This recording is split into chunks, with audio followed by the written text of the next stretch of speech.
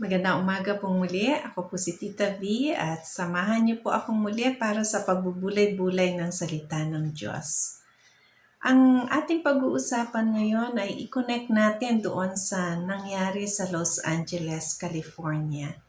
Pero bago ang lahat, I encourage you to share this video and I hope you will watch this till the video is finished and then share it to your friends and relatives, especially those who don't know Jesus yet. At least your few minutes will help to rescue one soul. Let us pray. Heavenly Father, we commit to you our morning devotion. May your anointing be upon your servant, O God, and bless each one na nakikinig ngayon, Panginoon. And I pray, Father, that you will speak in our hearts. In Jesus' name, Amen. Sa text natin sa Psalms 34, verses 7 to 8, it says, "The angel of the Lord encamps around those who fear him, and he delivers them. Taste and see that the Lord is good. Blessed is the one who takes refuge in him." Sa Tagalog, anghel ang siyang bantay sa may takot sa Diyos. Sa mga panganib sila'y kinukupkop. Tingnan mo at lasapin ang kabutihan ni Yahweh. Mapalad ang mga taong nananalig sa Kanya. As of January 13, kahapon, there are 24 deaths due to the wildfire in Los Angeles, California. According ito sa balita sa CNN. Sa ngayon, ito ang balitang viral sa social media. In fact, marami tayong nakikita ngayon tungkol doon sa wildfire sa Los Angeles, California. Particularly sa Palisades, I hope I pronounce it right, at sa Eaton. Ito ang lugar ng mga wealthy and famous people sa iba't ibang larangan ng negosyo. Ito ang lugar ng mga matatalino, magagaling, at mga pinakamayayamang tao sa Amerika. Subalit sa isang iglap ay naubos ang lahat ng yaman na ipinagmamalaki ng marami sa kanila. Ang isa sa umagaw ng aking atensyon sa balita ay yung buhay ng isang tao o yung bahay ng isang tao na nakatira doon sa lugar na kung saan ay nagkaroon ng matinding sunog, na sa kabila ng lahat ng kanyang katabing bahay ay sunog. No? In fact, merong camera na ipinakita doon sa itaas, no? Yung drone camera na tinatawag nila, at kitang-kita na yung bahay niyang yun ay nakapalibot doon sa mga bahay na lahat ay sunog na. In fact, sa interview, yung may-ari ng bahay ay umiiyak at sinasabi niyang ang laki ng kanyang pasasalamat sa Diyos dahil ang kanyang bahay ay di nasunog sa kabila ng lahat ng kanyang katabi ay lahat nasusunog ng mga panahon na yon. May senaryo din ng mag-ina na di alam kung saan lalabas nung panahon na tinutupok na ng apoy ang Eaton dahil affected na nga ng sunog ang lahat ng lugar, lalo na yung mga exit areas. But while they were on the road, nakasakay sa kanilang sasakyan, naririnig doon sa video na nananalangin yung mag-ina at tinatawag si Jesus na tulungan sila.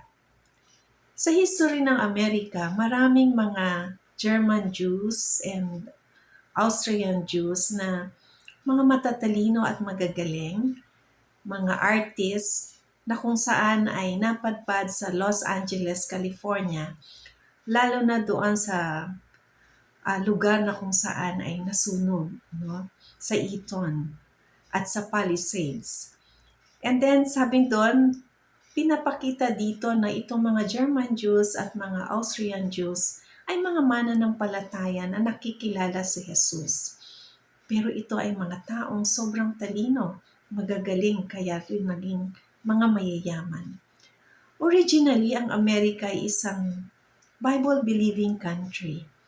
Kaya nga lagi nating maririnig sa speeches ng mga officials, mga government officials, lalo na ng presidente ng Amerika, na matapos silang mag-speech ay maririnig mo sa katapusan ng kanilang salita ang God bless America. Subalit ngayon ay iba na ang mga nangyayari, no?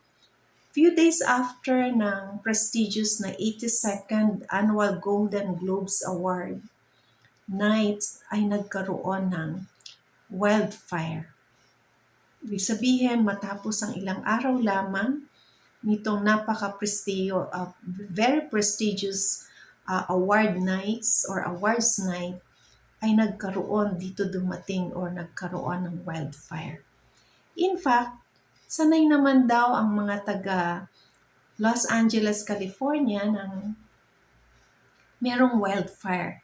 Kaya yung kanilang mga bahay ay nakaredy talaga sa ganong senaryo, yung mga infrastructure ng kanilang mga bahay.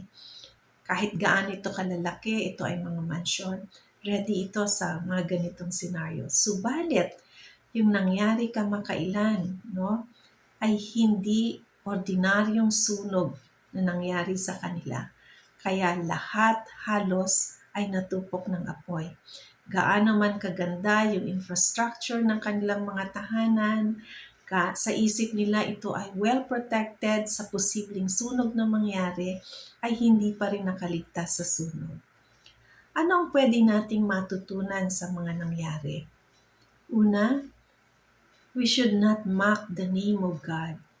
Hindi dapat ginagawang biro ang pangalan ng Diyos, sapagkat ang pangalan ng Diyos ay holy o ang Diyos mismo ay holy. Pwede ninyong panoorin sa YouTube kung ano yung sinabi ng host na si Nikki Glaser ng Gabi ng Parangal. Pangalawa, lahat ng meron tayo, talino, galing, ganda, yaman, lahat yan ay galing sa Diyos. Kaya dapat lang na sa Kanya lang tayo magpapasalamat at magpupuri, sapagkat anuman ang narating ng sino mang taong mahusay, lahat ito ay galing sa Diyos. Hindi ito dahil sa ating sarili. In fact, nakakalungkot, nakita ko rin sa TikTok, merong awardee na ang sa halip na ang Diyos ang kanyang pasalamatan, ay na-mention niya exactly na nagpapasalamat siya sa devil. Very sad, no? Kaya nga nasabi ng host na it's a godless city, yung Los Angeles. Pangatlo, everything here on earth is temporary. Ang bahay mo, ang buhay mo, o ang buhay natin, ang iyong kotse, lahat ng ating ari-arian, maging ang ating ganda, ang ating sarili, ang ating buhay, lahat ng ito ay temporary. Lahat ng to ay mawawala at matatapos. Ang Diyos lamang ang tanging eternal o hindi magwawakas. And the most important, God is the God of many chances.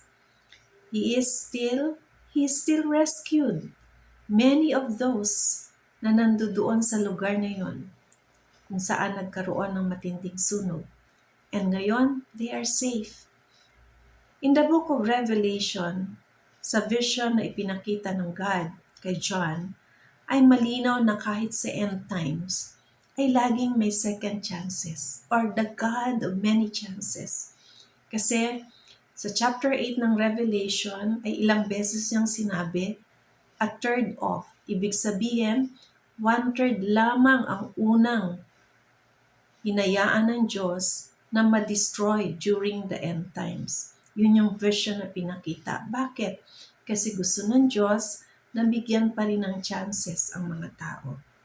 Ikaw kaibigan, tinanggap mo na ba si Kristo sa buhay mo bilang Panginoon at sariling tagapagligtas?